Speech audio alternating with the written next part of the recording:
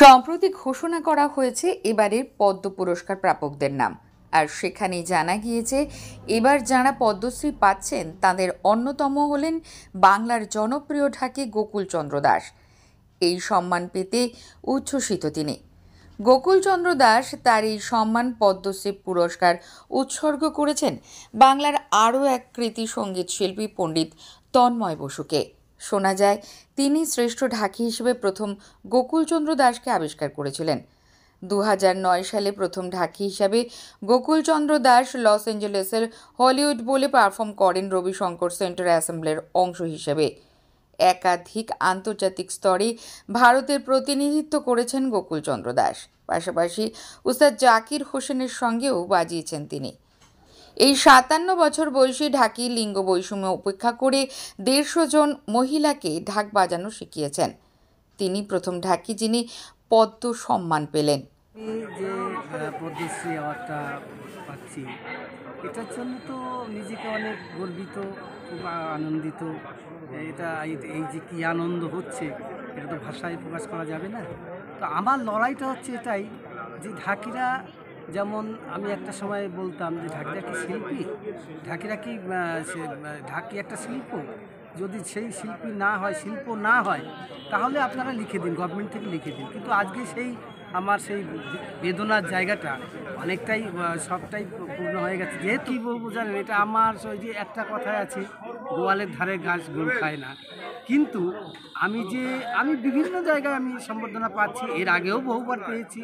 কিন্তু আজকে এই আমার এই যে পাড়ার লোক, আমি বলতে গেলে পাড়ার লোক, আমার গ্রামের লোক, এই মানুষগুলো যে আমাকে এত ভালোবাসা দিচ্ছে, এটা সব থেকে আনন্দ। সম্প্রতি পদ্মশ্রী প্রাপক গোকুলচন্দ্র দাস বিভিন্ন জায়গায় সম্বর্ধিত হচ্ছেন। আর সেই ক্রম অনুযায়ী আজ মসলন্দপুর ক্লাব সমন্বয় কমিটির উদ্যোগে তাকে সম্বর্ধিত করার উদ্দেশ্যে এক বিশেষ পদযাত্রার আয়োজন করা হয়েছিল, যেখানে পুরোভাগে উপস্থিত ছিলেন অজিত শাহ। নাম না করেই অজিত শাহ হাবড়ার বিধায়কের উদ্দেশ্যে সম্বোধনা সম্পর্কে কি বলবেন? আজ গোকুলদার আপনাদের মসলন্দপুরের ছেলে, এটা তো সত্যিকারের মসলন্দপুরের একটা গর্ব। এর আগে মসলন্দপুর কেন, উত্তর 24 পরগনায় কেউ পদ্মশ্রী পায়নি। ঢাক বাজিয়ে যে এতদূর যাওয়া যায় এবং শিল্পীর সম্মান আদায় করে এনেছে গোকুলচন্দ্র দাস। তিনি দীর্ঘদিন ঢাক বাজান, খুবই সুন্দর ঢাক বাজান।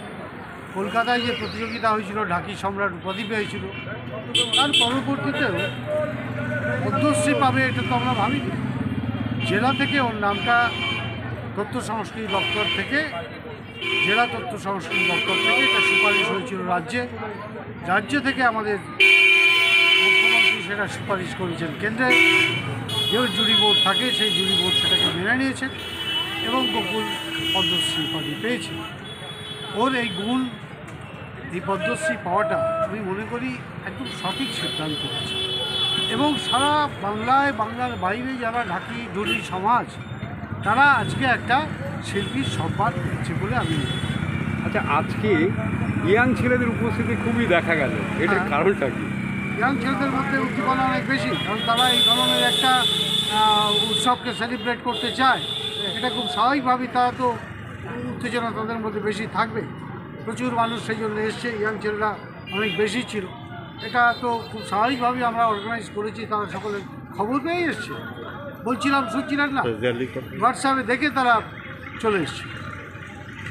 একটা র্যালি তো করে নিয়ে আসলেন, কোথার থেকে র্যালিটা আসলেন?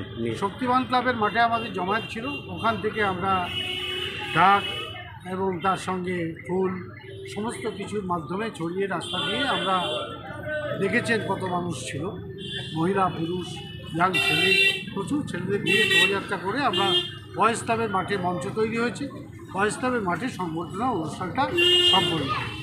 কারা কারা সম্বোধন করেছে এখানকার?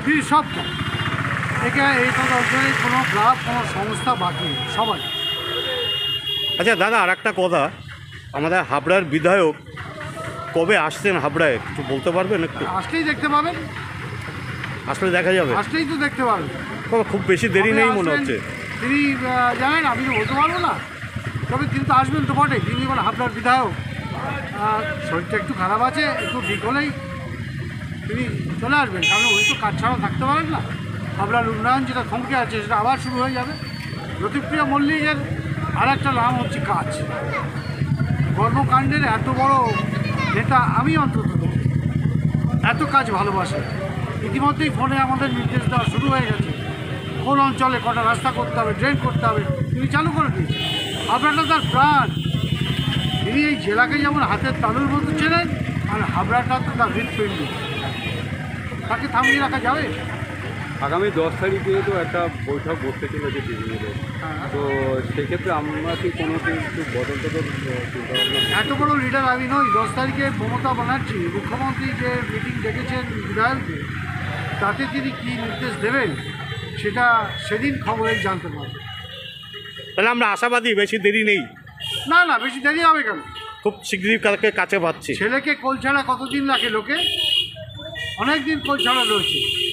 সে তো হাবড়ার পিতা, সে হাবড়াকে কাছে টানিয়ে পারে। দেখবেন একটু সুস্থ হলেই তিনি চলে আসবেন, ওদিকে চাপ একটু কমলেই তিনি চলে আসবেন, আবার তিনি কাজের জগতে ঢুকে পড়বেন।